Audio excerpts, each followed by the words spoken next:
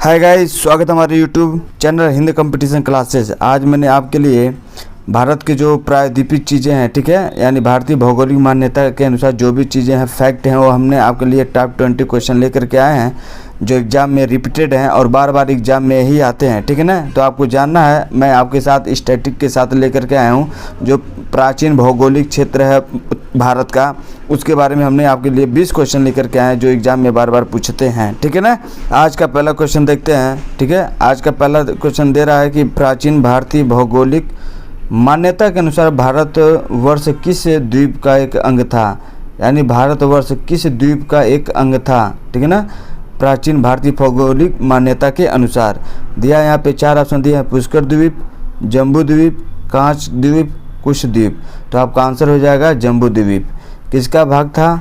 भारत पहले जम्बू द्वीप का एक भाग था। ध्यान दीजिएगा, कई बार एग्जाम में आ चुके हैं, ठीक है ना, और ऐसे एग्जाम में बनने की संभावना 100% है। नेक्स्ट क्वेश्चन देखिए, सर्वप्रथम इंडिया शब्द का प्रयोग भारत के किस भाषा में किया गया था? सर्वप्रथम इंडिया का जो प्रयोग हुआ था भारत के किस भाषा में किया गया था? उर्दू, ग्रीक, फारसी, अरबी। तो आपका आंसर हो जाएगा ग्रीक, यानी भारत का जो भाषा था सबसे पहले ग्रीक भाषा में प्रयोग हुआ था, ठीक है ना। और ये बात और है, ग्रीक भाषा जो थे कई बातों को अलग अलग नाम से जानते थे। जैसे ग्रीक लोग जो पाटलिपुत्र था उसको पॉलीबोथरा के नाम से पुकारते थे, मथुरा को मेटोरा के नाम से बुलाते थे और सिंधु को इंडस के नाम से कहा जाता था। इनकी क्या थी? यही बोली थी, यानी कि जो आज सिंधु है उसको इंडस के नाम से जाना जाता था, मथुरा को मेटोरा के नाम से जाना जाता था और ग्रीक को पॉलीबोथरा के नाम से जाना जाता था। ये कौन? ग्रीक भाषा के अनुसार ये मान्यता प्राप्त है, ठीक है ना। नेक्स्ट देखिएगा, भारत की मुख्य भूमि की दक्षिणी सीमा क्या है, ठीक है ना। दूसरा क्वेश्चन, भारत की भूमि की दक्षिणी सीमा क्या है? दिया कि 6 डिग्री 4 मिनट उत्तरी अक्षांश, 7 डिग्री 4 मिनट उत्तरी अक्षांश, 8 डिग्री 4 मिनट उत्तरी अक्षांश, 6 डिग्री 8 मिनट उत्तरी अक्षांश। तो आपका आंसर हो जाएगा 8 डिग्री 4 मिनट उत्तरी अक्षांश, ठीक है ना। ये दक्षिणी भूमि की सीमा है, ठीक है ना, ध्यान दीजिएगा।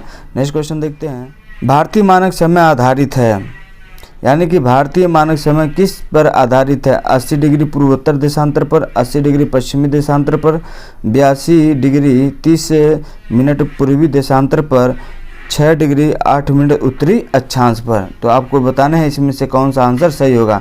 तो आपका आंसर हो जाएगा 82 डिग्री 30 मिनट पूर्वी देशांतर पर स्थित है, इसका समय आधारित है, ठीक है ना। ध्यान दीजिएगा, बार बार क्वेश्चन एग्जाम में बनते हैं ऐसे। ये आपके लिए लूसेंट का जो मेच्योर डाटा यानी आने की संभावना इसमें से है, उसी पे आधारित हमने आपके लिए 20 क्वेश्चन लेकर के आया है, यानी टॉप 20 क्वेश्चन जो एग्जाम में बार बार पूछे जाते हैं। और लूसेंट की तो बात ही छोड़ दी, यहाँ में कई बार एक क्वेश्चन इसमें से बनते हैं। भारत का प्रमाणिक समय उस स्थान का स्थानीय समय जो स्थित है, यानी भारत का प्रमाणिक समय किस स्थानीय समय से में स्थित है?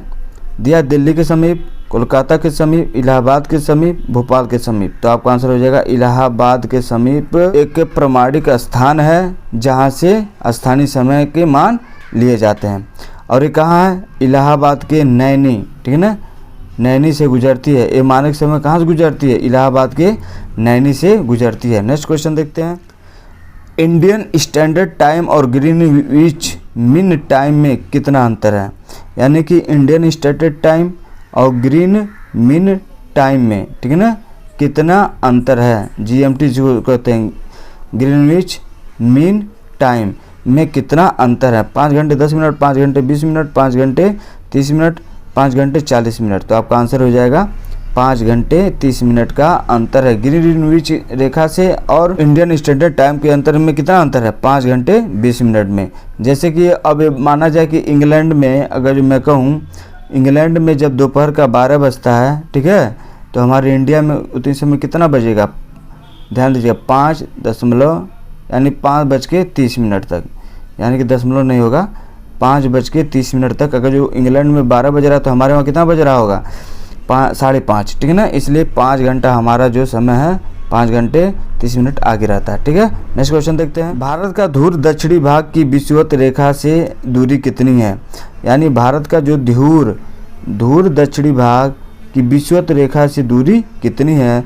776 किलोमीटर, 867 किलोमीटर, 876 किलोमीटर, 916 किलोमीटर। आपको बताने हैं, इसमें से ध्यान दीजिएगा, ये बार बार एग्जाम में ऐसे क्वेश्चंस आते हैं। ठीक है ना, आपको ये बताना है। तो इसमें आपका आंसर हो जाए 876 किलोमीटर है। ठीक है ना। अगर यही बात किया जाए और स्ट्रेटेजी के, तो भारत का पूछता है, बार बार एग्जाम में आया हुआ, भारत का दक्षिणी बिंदु कौन है? तो इसको हम इंदिरा पॉइंट या इंदिरा पॉइंट कहते हैं। ठीक है ना। और ये कहाँ स्थित है? निकोबार द्वीप समूह में स्थित है। ठीक है ना। इसके पूर्व इसका नाम था लाहिचिंग। ठीक है ना। यानी कि इंदिरा पॉइंट को पहले किस नाम से जाना जाता था? लाहिचिंग, पिग्मेलियन पॉइंट और पार्सन पॉइंट के नाम से पहले इसको जाना जाता था।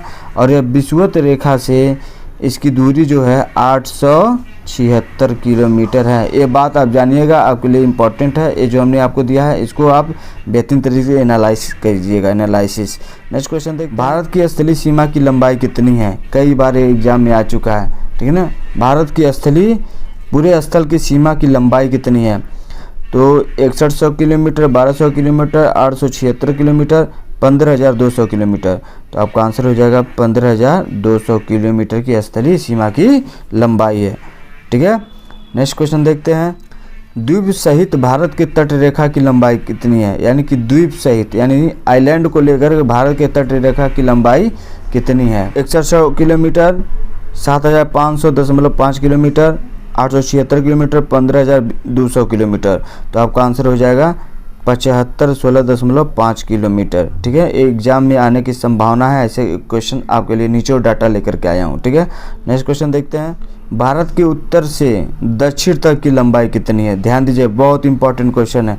यानी यहाँ से लेकर के यहाँ तक की लंबाई कितनी है? ठीक है। दिया है 2933 किलोमीटर, 7516.5 किलोमीटर, 2124 किलोमीटर, 3214 किलोमीटर। ठीक है। तो आपका आंसर हो जाएगा 3214 किलोमीटर। कहाँ से? उत्तर से दक्षिण तक के इनकी लंबाई है। ठीक है। नेक्स्ट क्वेश्चन देखते हैं। भारत की पूर्व से दक्षिण तक की लंबाई कितनी है? दक्षिण तो मान लीजिए उत्तर से दक्षिण तक हो गया, अब ये पूर्व से पश्चिम तक की लंबाई कितनी है? आपको बताने हैं। ऑप्शन दिए हुए हैं 2933 किलोमीटर, ठीक है, 3033 किलोमीटर, 2124 किलोमीटर, 3214 किलोमीटर। तो आपका आंसर हो जाएगा 2933 किलोमीटर। ये पूर्व से पश्चिम तक की लंबाई है। नेक्स्ट क्वेश्चन देखते हैं। भारत की तट रेखा की लंबाई कितनी है? यानी कि भारत की जो कोस्टल एरिया है ना, भारत की कोस्टल एरिया है, उसकी लंबाई कितनी है? ठीक है ना। बताना 6100 किलोमीटर, 3033 किलोमीटर, 6200 किलोमीटर, 3214 किलोमीटर। तो आपका आंसर हो जाएगा 6100 किलोमीटर, जो कोस्टल एरिया यानी भारत की तटीय रेखा की लंबाई है। ठीक है ना। देखिएगा, इस वीडियो को अंत तक जरूर देखिए, और इसको आपको PDF के रूप में भी मिल जाएगा। ठीक है। चैनल को जो पहली बार देख रहे हो सब्सक्राइब करें। ठीक है ना। और शेयर करें, लाइक करना मत भूलें। ठीक है।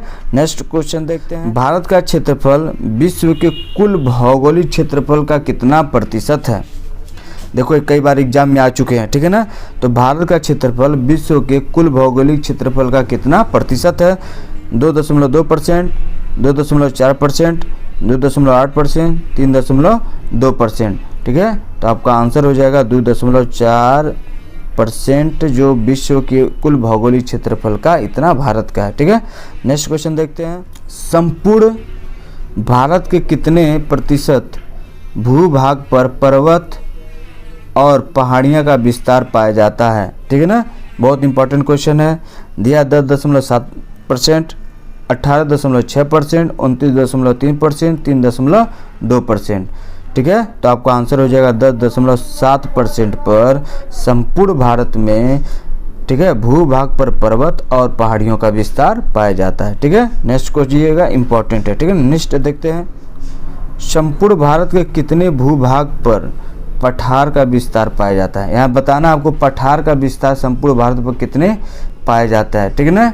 10.7%, 27.7%, 29.3%, 3.2%। ठीक है, तो आपका आंसर हो जाएगा 27.7% पर पूरे भूभाग पर भारत के पठार का विस्तार पाया जाता है। ठीक है, नेक्स्ट क्वेश्चन देखते हैं। संपूर्ण भारत के कितने प्रतिशत भूभाग पर पठार का विस्तार पाया जाता है? ये रिपीटेड क्वेश्चन है। ठीक है, तो आपका आंसर यही हो जाएगा। ठीक है, नेक्स्ट क्वेश्चन। संपूर्ण भारत के कितने राज्य समुद्री तट रेखा में हैं? यानी भारत में कितने राज्य समुद्री तट रेखा में हैं? यानी भारत के कितने ऐसे राज्य हैं जो समुद्री तट रेखा से सीमा साझा करते हैं? दिया है 5, 7, 4, 9। तो आपका आंसर हो जाएगा 9 राज्य। ठीक है ना, 9 राज्य जो हैं समुद्री तट रेखा से साझा करते हैं। उन राज्यों का नाम गुजरात, महाराष्ट्र है, कर्नाटक हो गया, गोवा हो गया, केरल, तमिलनाडु, आंध्र प्रदेश, उड़ीसा और पश्चिम बंगाल है। इनको लेकर के 9 राज्य हो जाएंगे। ये भी एग्जाम में आता है कितने राज्य हैं जो तट करते हैं और कितने केंद्र शासित प्रदेश हैं। तो केंद्र शासित प्रदेशों की संख्या पुडुचेरी, लक्षद्वीप, अंडमान एवं निकोबार, दादर नागर हवेली, दमन एवं दीव। तो इनको मिला लेंगे तो 5 हो जाएगा। ठीक है ना, ध्यान दीजिएगा, यानी कि 5 यूटी हैं और 9 स्टेट हैं। ठीक है ना, ये ध्यान दीजिएगा, इंपॉर्टेंट है, पूछता है कि इसमें से कौन कोस्टल एरिया से संबंधित राज्य नहीं है। ऑप्शन में भी आ जाता तो ध्यान दीजिएगा, याद कर लीजिए इसको। नेक्स्ट क्वेश्चन देखते हैं। निम्न में से किस भारतीय राज्य में से कर्क रेखा नहीं गुजरती है? ठीक है ना, आपको बताना है किस भारत के राज्य से कर्क रेखा होकर के नहीं गुजरती है। दिया है उत्तर प्रदेश, मध्य प्रदेश, गुजरात और झारखंड। तो नहीं गुजरती है तो आपको बताने हैं। ठीक है, इसमें आपका आंसर हो जाएगा उत्तर प्रदेश। उत्तर प्रदेश से ट्रॉपिक ऑफ कैंसर यानी कर्क रेखा होकर के गुजरती नहीं है। कितने ऐसे राज्य जहाँ से होकर के गुजरती है? तो ध्यान दीजिए, गुजरात हो गया, राजस्थान हो गया, मध्य प्रदेश, छत्तीसगढ़, झारखंड, पश्चिम बंगाल, त्रिपुरा तथा मिजोरम से कर्क रेखा होकर के गुजरती है। तो इसमें उत्तर प्रदेश नहीं था, इसलिए हमारा आंसर क्या हो जाएगा? उत्तर प्रदेश। ठीक है ना, ध्यान दीजिएगा। 8 ऐसे राज्य जहाँ से कर्क रेखा होकर के गुजरती है। गुजरात 1, 2, 3, 4, 5, 6, 7, 8। तो 8 राज्यों से होकर के कर्क रेखा गुजरती है। आज का मैंने बार बार आपसे कहा कि हमारा जो लूसेंट, इतनी समय लूसेंट की जो किताबों को जानता है, ठीक है ना, सभी तो क्वेश्चन नहीं आएंगे, उसी में से आएंगे जो इम्पोर्टेंट है।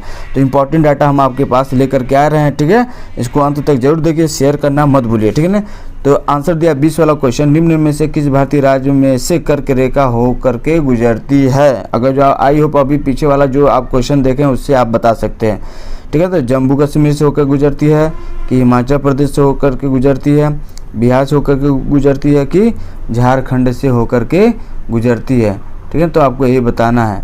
ठीक है, तो इसमें आपका आंसर हो जाए झारखंड से कर्क रेखा गुजरती है।